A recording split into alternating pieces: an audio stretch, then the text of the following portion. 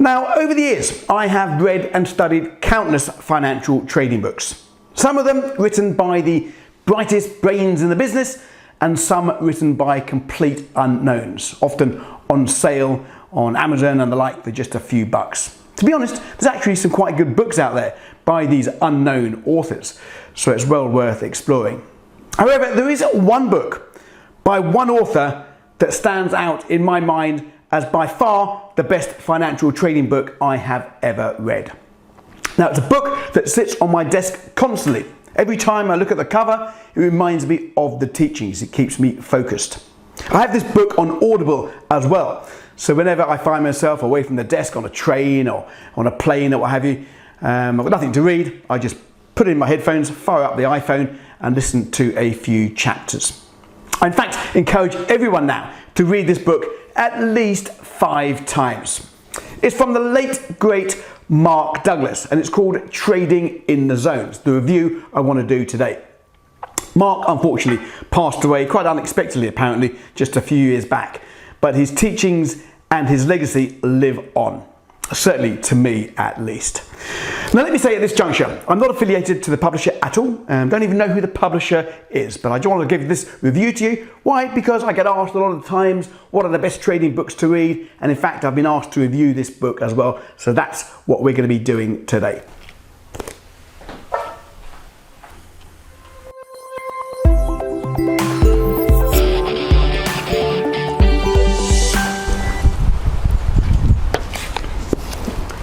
Okay, before I continue, let me say a big thank you to all my subscribers here on YouTube. I've just been sent this prestigious award congratulating me for receiving 100,000 subscribers to the Forex Signals TV channel. Now, if you don't subscribe, maybe you should do now. And when you do subscribe, make sure you hit that little bell notification. That way you'll be notified the moment my next video has been released. You can follow us on Instagram, Twitter, and on Facebook. And of course, if you follow us on Facebook, you can tune in live every Monday afternoon, 2 p.m. London time, for a live event where we discuss trading opportunities for the week ahead. Thank you all to all my fans. Okay, so what I'm going to do now, I'm going to go through the book, highlighting certain areas, certain aspects and comments that resonated with me. But as I say, I encourage you to read the book in its entirety, possibly 5 times if you can, because there are lots of nuggets in here. Now, the book starts off with a rather clever attitude survey, asking you a series of questions, 30 questions in total, where you have to answer agree or disagree. He then basically says, set your answers aside and then come back to the same survey, having read the book, and see how the answers differ, to see if you've actually taken anything out of the book. I think you'll be quite surprised at how powerful that is.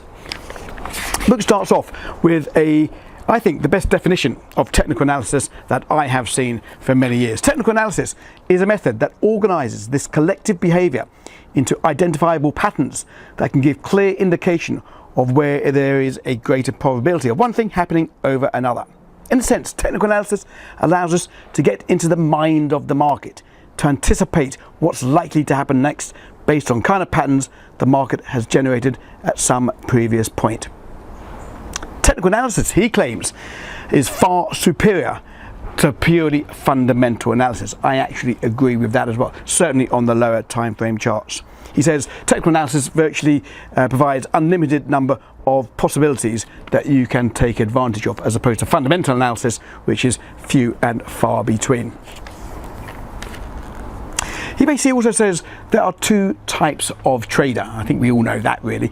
Those that are in the zone, those that are successful, and those that have yet to evolve.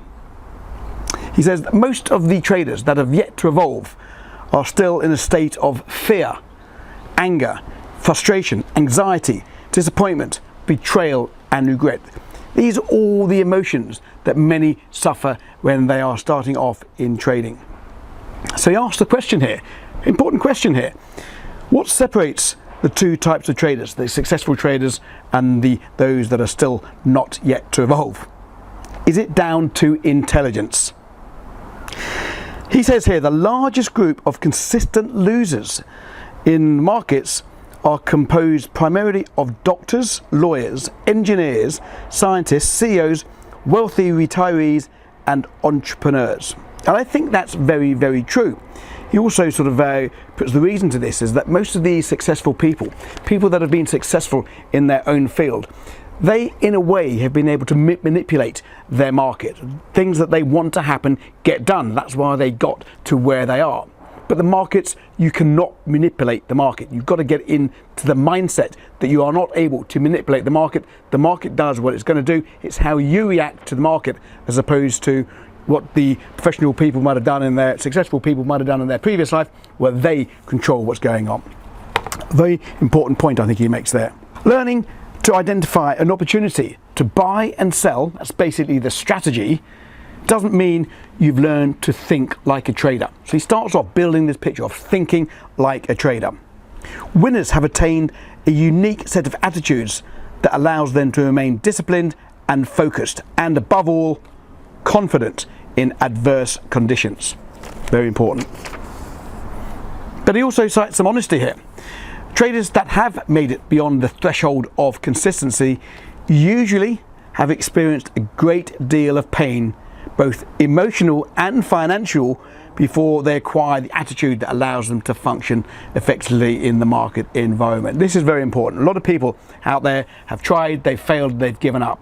But it's this emotional pain and financial pain as well that most of us go through before we get to be consistently profitable. So basically, don't give up, just re-educate yourself. He spends quite a bit of time in chapter 1 talking about risk. And I'm not talking about the percentage that you risk on a particular trade.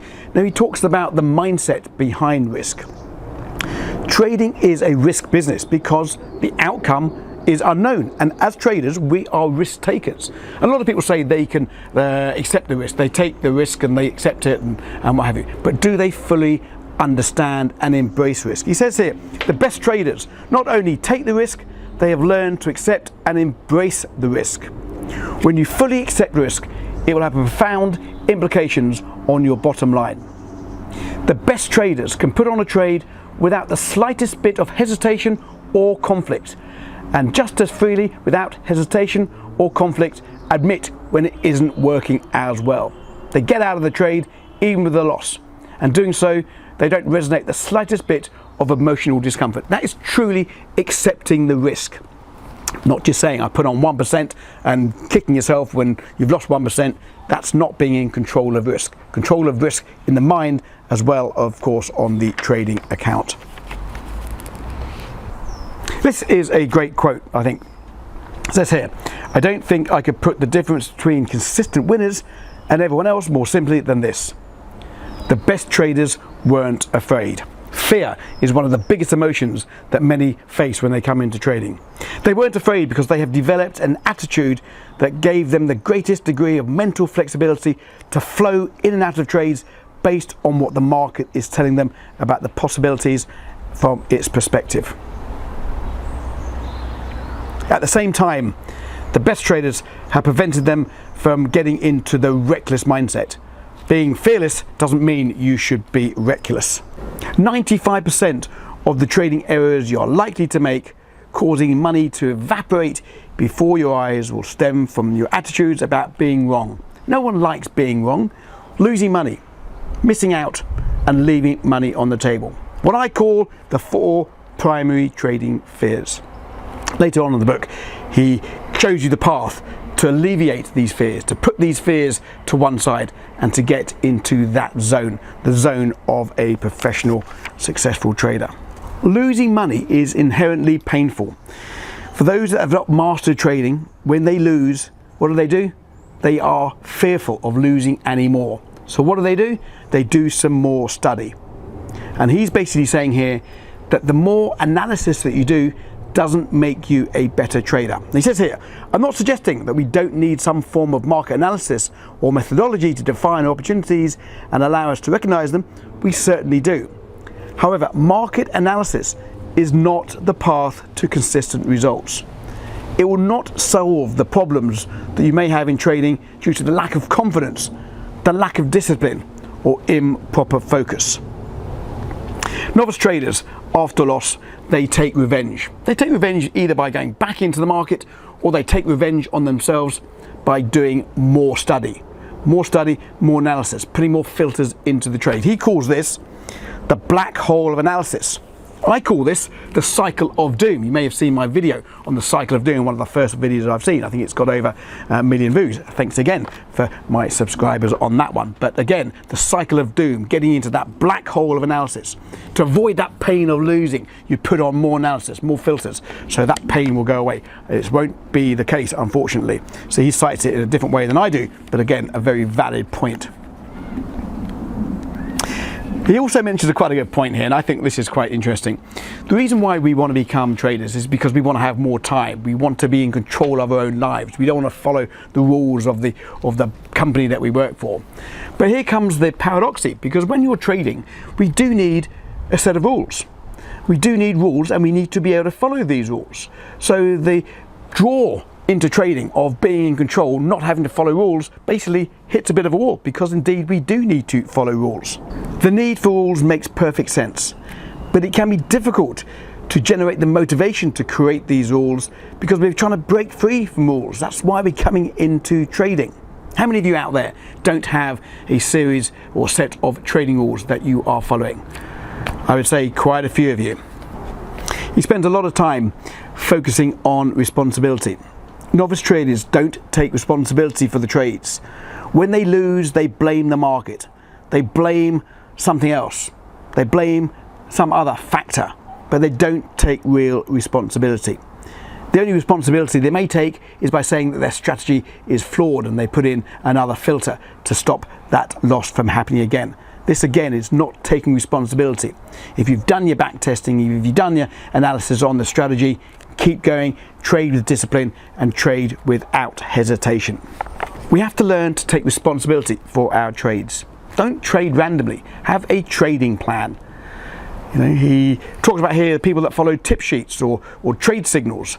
And when you get a winning trade, there's an excitement because the unexpected happened, and this can be very addictive. He says it's possibly due to the euphoria-inducing chemicals that are released in our brains when we experience the unexpected, the pleasant surprise. It's a random reward. Have your plan, have your set of rules, play the laws of probability. It says here, did you ever wonder why leaving money on the table is often more painful than taking a loss? When we lose, there are a number of ways in which we can shift the blame to the market. It was the market's fault, that indicator wasn't working. But when we leave money on the table, we can't blame the market. That's why it becomes more painful. When you blame someone else, the pain is alleviated. You've got to take responsibility and blame no one but yourself. You are the responsible one, not the market. Developing a winning attitude is the key to your success. And he goes on into the book on how that you should be doing that as well. If your goal is to trade like a professional and be a consistent winner, then you must start from the premise that the solutions are in your mind and not in the market. It talks here about the fundamental truths of a trader mindset. What you need to get inside your head. Anything can happen. You don't need to know what is going to happen next in order to make money.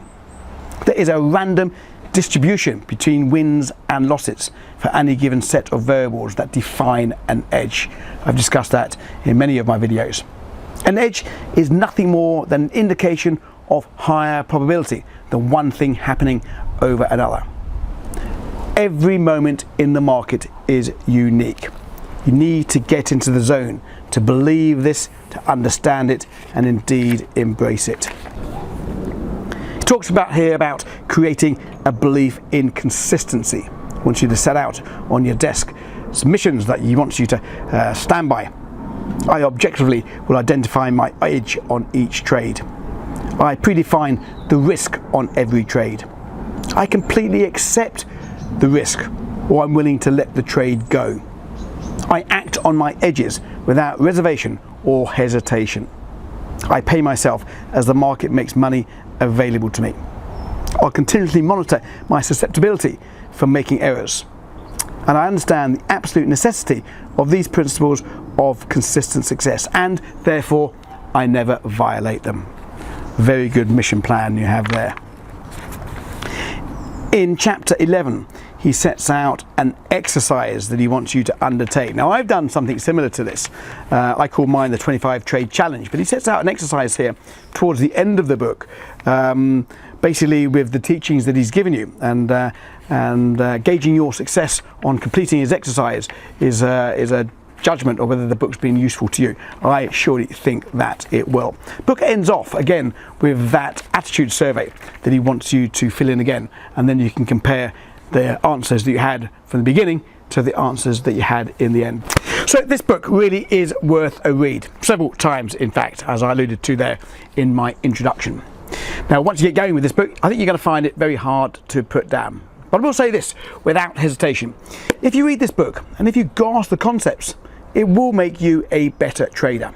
And if you're just starting off in trading, this could save you a lot of money as well. Now, I'll be hanging outside in the trading room here at forexsignals.com each and every day doing our live streams around the clock. Do come over and join us to say hi. Details below if you want to get involved. I hope you like the video. Hope you enjoy this book. Let me know your comments. Let me know what you think of this book as well. I always try to get back to all the comments that you leave me there on the YouTube. Don't forget to follow us on Instagram and of course on Facebook. If you follow us on Facebook, I'll see you on Monday 2 p.m. London time for our live streaming event. Until the next video, happy trading and good luck.